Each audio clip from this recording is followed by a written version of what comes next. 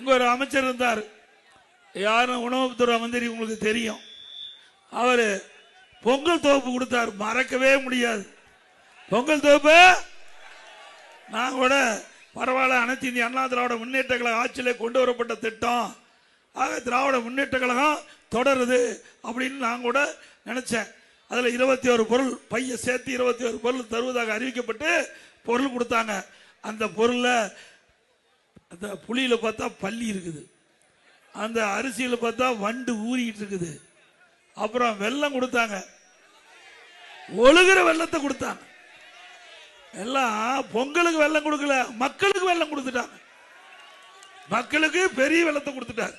ஒழுகிற வெள்ளத்தை கொடுத்த மந்திரி தான் இங்க இருக்கிற யாரு, நீங்களே பேர சொல்லியிருக்கேன். உங்களால் திருவண்ணாமலையில் 2 டன் வெல்லம், 2 டன் வெல்லம், அது சாப்பிடுவதற்கு உகந்ததல்ல அப்படின்னு அந்த கலெக்டர் நிராகரிச்சிட்டார்.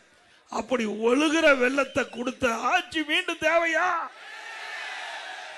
ஏழைகளுக்கு கொடுக்கின்ற பொருள், ஏழைகளுக்கு கொடுக்கின்ற பொருள், ரேஷன் கடையில் ஏழைகளுக்கு கொடுக்கின்ற பொருள் கூட தரமான பொருளா கொடுக்க முடியாத அரசாங்கம், அதுல ஊழல் செய்கின்ற அரசாங்கம் நாட்டுக்கு தேவையா?